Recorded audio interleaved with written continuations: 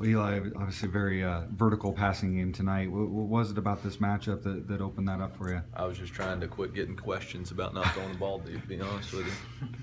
What? No, I'm just kidding. I was tired of answering those questions on Monday about all the short passes. No, I mean, honestly, it wasn't anything other than Brett saw it, and we go through progressions, and we always have deep throws on most of our concepts, and he was able to see him and went for him, and it was made great decisions and made good throws. Is that why you had 6 guys score too, so you wouldn't have to answer? Yeah, I was trying to. Yeah, exactly. But that's usually a skill that takes time to develop, and guys kind of get that. There's so much chemistry involved in timing. Why has he been so effective at hitting those 45-yard passes? Yeah, he's been here since spring.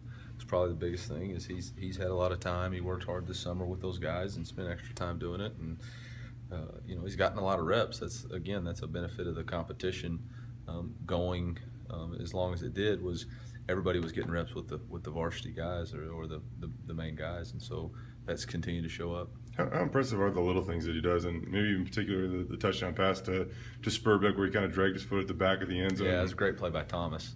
It was a tremendous play by Thomas, and Brett honestly thought he overthrew it. But it was a great read. It was his first read. Safety didn't move, and so he knew he could put it in that we call the pie hole, and Thomas made a great catch. But it was good to see. Yeah, Brett's doing a lot of really good things.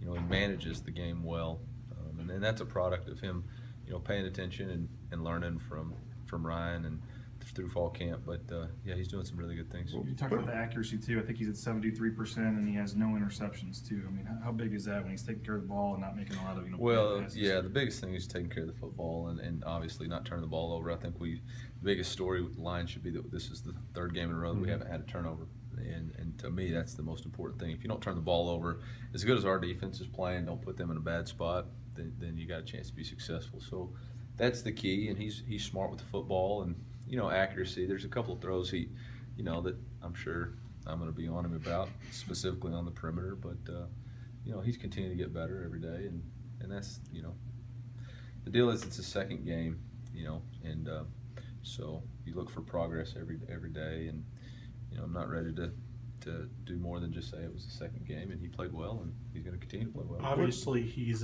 you had confidence in him, or else you wouldn't be in this position. But Yeah. Has he exceeded your expectations at all, or? No. I mean, I expected him to play well and give us a chance to win, and that's what he's done. I mean, really, he hasn't faced a lot of pressure yet as far as, our defense is playing so well that it's kind of, he can kind of relax and just let the game come to him. And, I think he did that on the second series of the game, throwing it over the top to Chaz like that. But, no, I don't think he's really exceeded expectations. I think we all expected him to be a good football player, and, he's got a lot of really good weapons around him. I mean, Thomas Spurbeck and Chaz are making great plays. Shane had some really good job with the ball in his hands. And as y'all all know, Jeremy McNichols scores a lot of touchdowns. You've been kind of harping on third downs the last couple of weeks and wanting to get better there. And that second quarter, the 5 touchdowns, I think there were 4 or 5 third or fourth down conversions. What happened to kind of get those kind of clicking in those situations? Execution. I was pretty ticked off about the ones in the first quarter, to be honest with you. Thomas fell down on a really good thrown ball that should have been caught for a first down conversion, and it was 3rd and 2 on the first drive, and we didn't get it. So honestly, we let them know that's not going to cut it, And so when we execute, when our guys focus and do their jobs, and maybe it's me calling better plays, I don't know, but when we execute, we're a lot better. And in the second quarter, we executed, and that was good. Harsin said that it has to be the perfect scenario for you to call that play for Brett, where he turns around and pretends to fumble and throws over the top to Huff. How quickly did you realize after he called the timeout that everything lined up perfectly for that play to be called?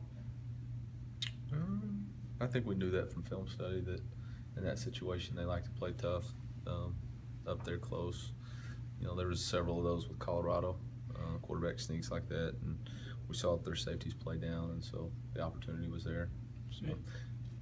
After the BYU game, you were kind of harsh on yourself. I mean, the last 3 games, how do you feel like, are you in a groove play calling, or how do you feel like things have gone the last couple of games from your standpoint? No, I think there's still a lot of improvements to make. We're still not where we need to be on third downs. We gotta be more consistent starting the game. I mean, we were 4 and out. Had a 3 and out in the second quarter that wasn't good. So, nobody's perfect, but you're always looking to be better. So no, I'm not satisfied with myself at all. Got to get a lot better. And you know, our guys, our defense is playing so well. It's, you know, it's a product of that. They're making it easy for the offense. Obviously, the passing game is working, but the running game, you guys ran for 275, I think it was. What was working on that end for you guys tonight? We got movement. You know, we got movement up front, and our offensive line is starting to get in a groove. I probably called more runs, which is the biggest thing, letting those guys settle in and, you know, everybody getting their feet wet and understanding that if you get 1 or 2 on first down, that doesn't mean you just have to throw it. You can come back on second down and still run it. There's one run play in the first quarter that we got penetration and it was a TFL, which is not good. But, you know, for the most part, we were able to get on the perimeter against these guys and get into a groove.